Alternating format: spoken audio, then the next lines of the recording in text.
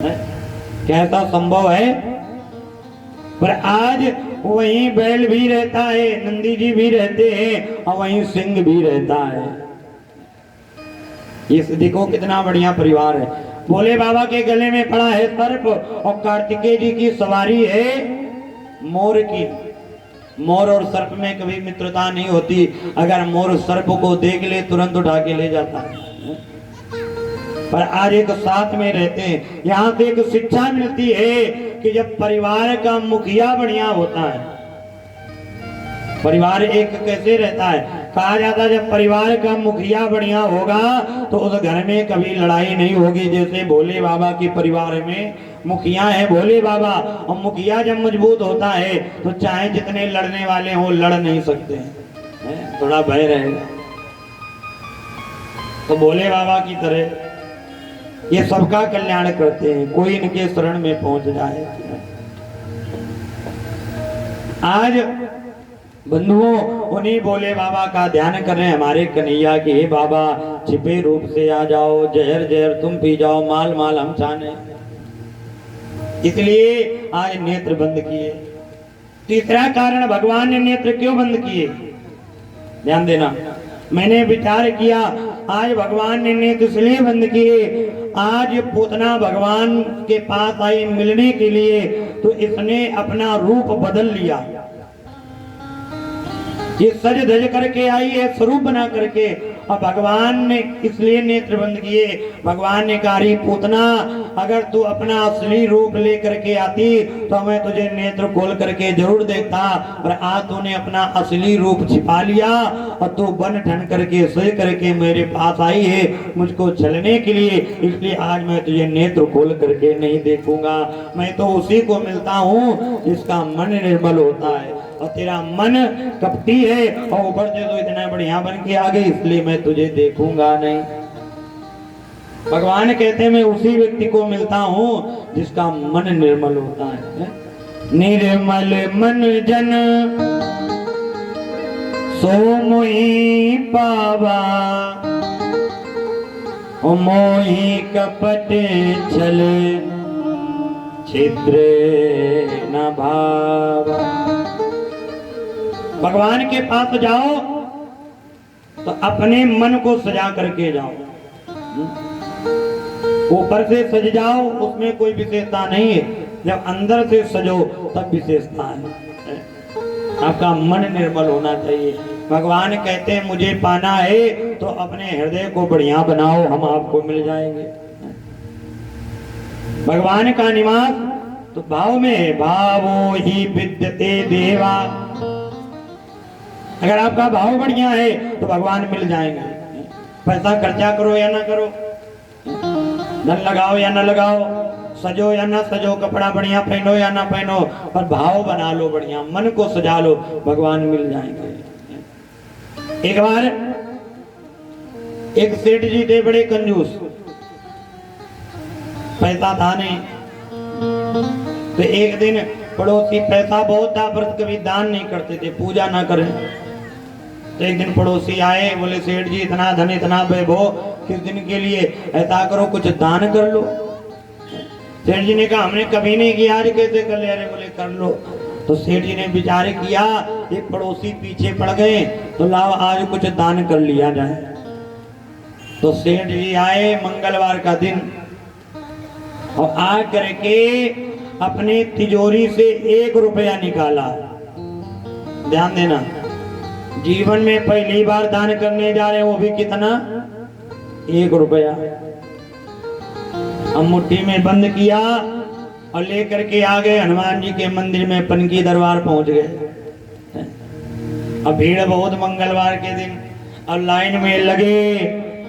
अब थोड़ी दूर आगे बढ़े और मुट्ठी खोले और सिक्का को देखें और क्या कहें, अरे मित्र आज तक तुम हमारे पास रहे, वो आज तुम हमको छोड़ करके जा रहे हो, बड़ा कष्ट हो रहा है। पहली बार 1 रुपया दान करने जा रहे हो, उसमें भी कष्ट हो रहा है। फिर मुट्ठी बंद करें, फिर थोड़ा आगे बढ़े, फिर खोले, अरे मित्र आज तक तुम हमारे पास रहे और आज तुम हमको छोड़ करके जा रहे हो, बड़ा कष्ट हो रहा, कैसे रहेंगे। मुट्ठी बंद किए। काफी देर में जब दान पात्र के पास पहुंचे तो विचार किया, लाओ ये सिक्का दान पात्र में डाल दे। जैसे डालने लगे तो इनके मन में भाव आया कि अब तो ये जा ही रहा, लास्ट में एक बार हाथ खोल के और देख ले, अब तो ये अलगे हो रहा है।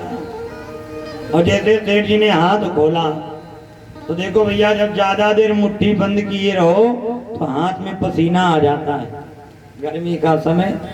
तो जैसे मुट्ठी खोली तो हाथ में पसीना आ गया। तो सेठ जी ने विचार किया, बोले अरे मित्र, आज तुम हमको छोड़ करके जा रहे हो तो तुमको इतना कष्ट हो रहा है कि तुम रो रहे हो, तुम्हें आंसू गिर रहे हैं। अरे अगर तुमको इतना कष्ट हो रहा तो हम तुमको दान नहीं करेंगे, जो दान करने गए तो फिर जेब में डाल लिया वापस चले। इसीलिए कहते हैं जब दान करो, अगर इस हाथ में लिए हो तो ये भी विचार न करो ये हाथ गलत लाओ, इसमें ले ले तब दान करे। कहा जाता है शायद हाथ बदलने में आपका मन बदल जाए। दान का जब भाव आ जाए तब दान कर दो। अब सेठ जी बड़े परेशानी, पंडित जी के पास आए, बोले महाराज सब लोग कहते हैं दान करो पूजा करो, आप कोई ऐसी पूजा बताओ कि पूजा भी हो जाए और पैसा भी ना लगे। पंडित जी ने कहा बड़ा विचित्र भक्त आया है, सत्यनारायण की कथा भी कराओ, 2-4 हजार लग जाते हैं, कह रहा बिना पैसे की पूजा हो जाए। तो पंडित जी ने कहा सेठ जी हम एक पूजा बता रहे हैं और नियम से करना, पैसा नहीं लगेगा। कौन सी पूजा? बोले मानसिक पूजा। कैसे करनी?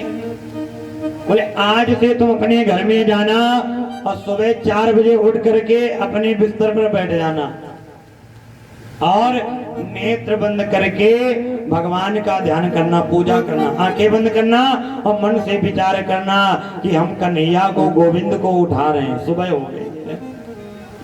उत्तिष्ठोत्तिष्ठ गोविंद, उत्तिष्ठे गरुड़ध्वज, उत्तिष्ठे कमलाकांत, त्रैलोक्य मंगलम कुरु। हे गोविंद सुबह हो गई, उठो, उठाना। और उसके बाद कन्हैया को स्नान कराना। स्नान काहे थे? पहले जल से, फिर दूध, दही, घी, शहद, चीनी, पंचामृत से स्नान कराना।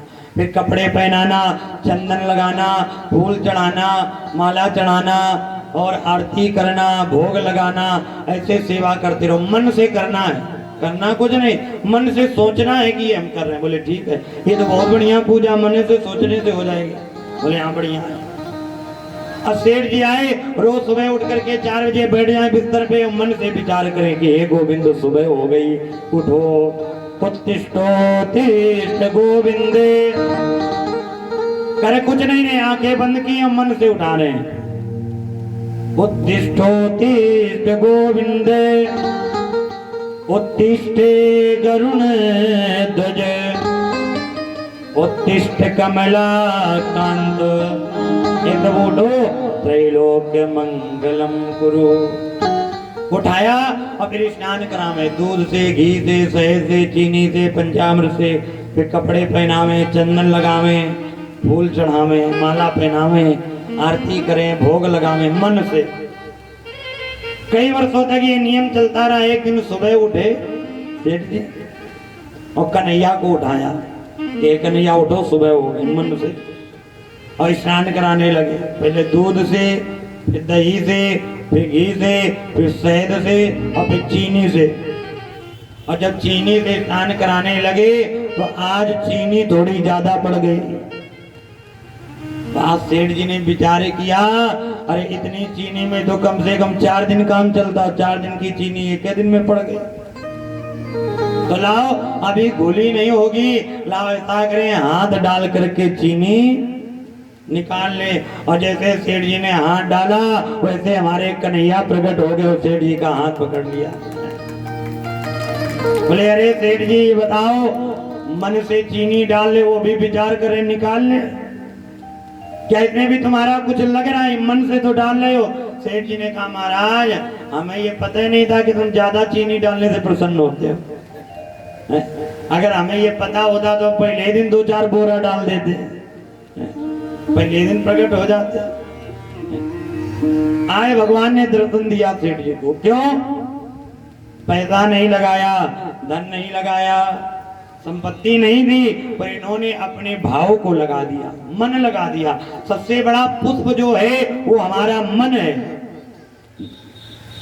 मन एक है। आप बैठे कथा में हो और ध्यान इधर उधर है तो उस कथा का कोई लाभ नहीं है। मन हमारा जहां पर हो वहीं पर होना चाहिए। जो भगवान का भक्त होगा वो कहीं भी रहे पर उसका मन भगवान के पास रहेगा। कर से कर्म करो विधि नाना, मन राखूं जहां कृपा निधाना। काम करते चलो नाम जपते चलो, मन को विषयों से हरदम हटाते चलो। काम करते जाओ और भगवान का नाम लेते जाओ। ये भगवान के पास जब जाओ तो अपने भाव को बढ़िया बनाओ। आज हमारे कन्हैया ने इसलिए नेत्र बंद किए क्योंकि पूतना सच धज कर गया। आज पूतना ने कन्हैया को उठाया और पयोधर का पान कराने लगी, जहर पान कराने लगी। पूतना ने देखा कि हमारा शत्रु है नहीं, तो कंस का शत्रु है, तो लाओ आकाश मार्ग से जाएं और जा करके इसको कंस के पास रख दे, कंस इसे स्वयं मार देगा। आज जैसे पूतना उड़ी, ध्यान देना, आकाश में पहुंची और कन्हैया की उम्र कितनी, 6 दिन की, और कन्हैया ने खेल खेल दिया। हमारे प्रभु क्या करिए, आज हमारे कन्हैया ने नेक सी सांस खींची, और जैसे सांस खींची तो आज पूतना के आंखें पलटने लगी, प्राण निकलने लगे। पूतना ने देखा ये छोटा सा बालक हमारे प्राण निकाले ले रहा है, ला और जल्दी उड़े। जैसे उड़ी तो आज भगवान ने और सांस खींची, अब पूतना के प्राण निकलने लगे। आज ये पूतना क्या कर रही है, जो पूतना कन्हैया को जहर पान करा रही थी, अब वही पूतना कन्हैया को छुटाने लगी और क्या कह रही है, अरे पूतना पूतना, अरे पूत अब ना पियो, छोड़ दो।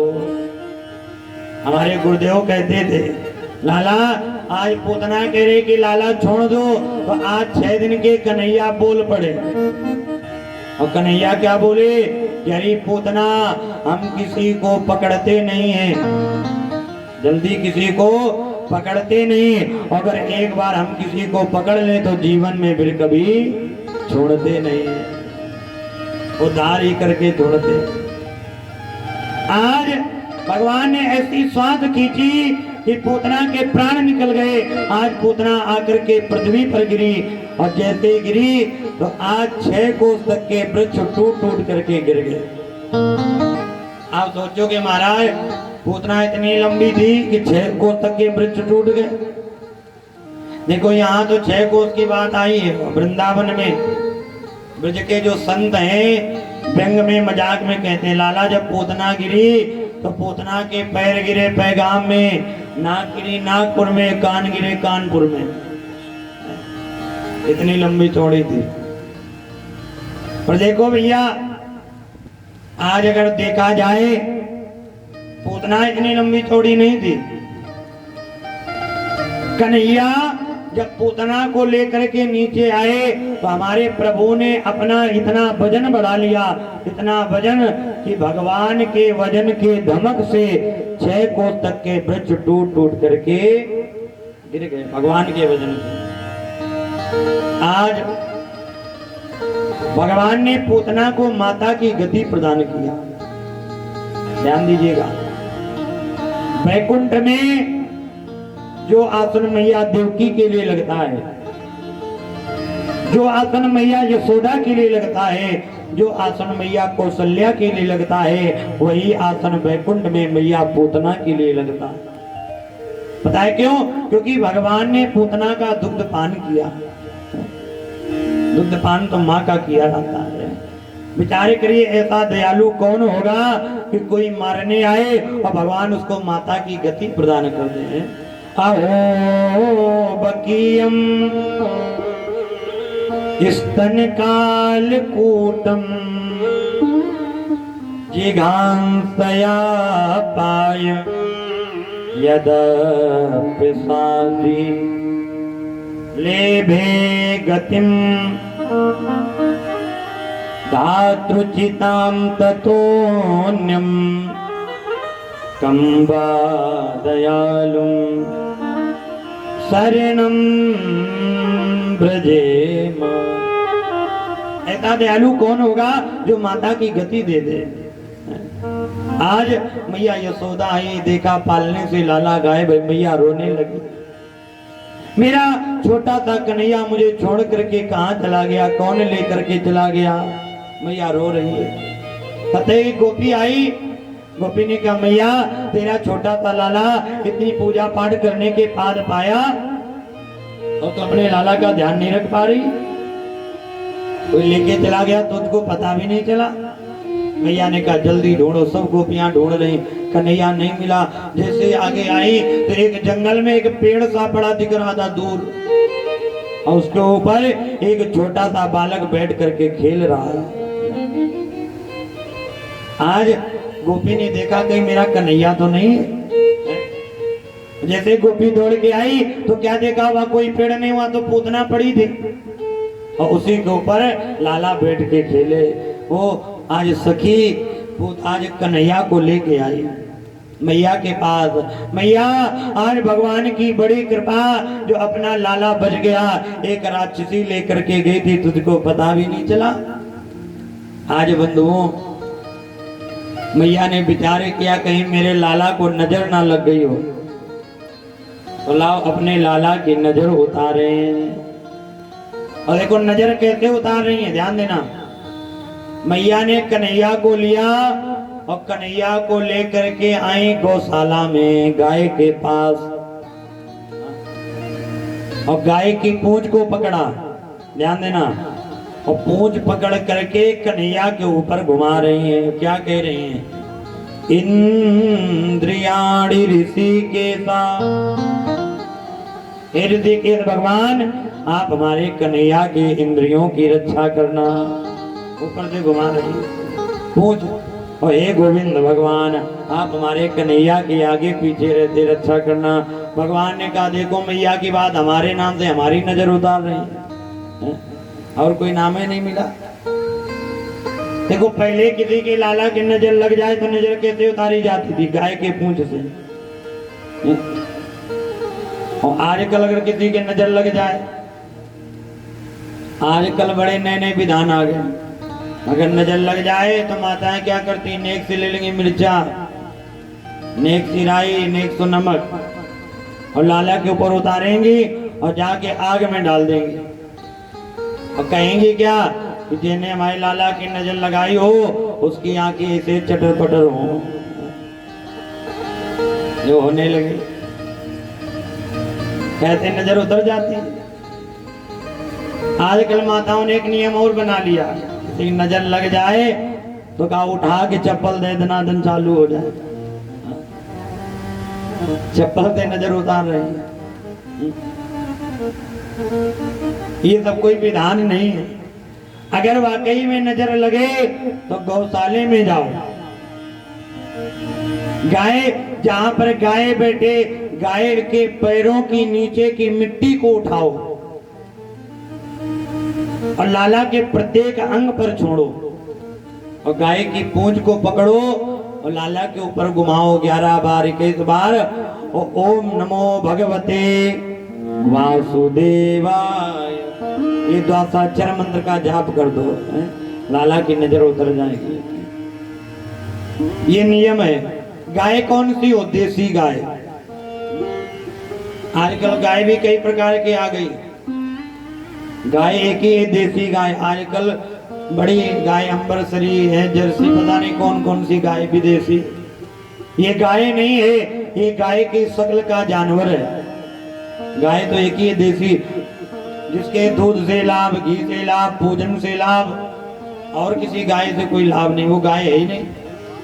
पर देसी गाय आज मिल नहीं रही, ध्यान रखना भैया। इसीलिए कहते गाय रखो, बिना गाय के घर शुद्ध नहीं होता है। गृह प्रवेश होता है तो पहले द्वार पर गाय का पूजन किया जाता है, तब प्रवेश करते हैं। पूजन भी होता है तो गाय का दूध, गाय का दही, गाय का गोबर, ये सब आवश्यकता पड़ती है। अब तरह तरह के पैकेट में दूध आ रहा हो, पता नहीं कौन किसका दूध है, गाय का है, भैंस का है, किसका है, केमिकल का है। गाय का दूध नहीं मिल रहा है पूजन के लिए। ये गाय की बड़ी आवश्यकता है। जिसके घर में गाय की सेवा होती है उसके घर में कोई भी बाधा प्रवेश नहीं कर सकती। इसलिए गाय को घर में रखो। आज उसी गाय से मैया यशोदा ने अपने लाला की नजर उतारी। आज पूतना का उद्धार किया। पूतना जहां पर पड़ी थी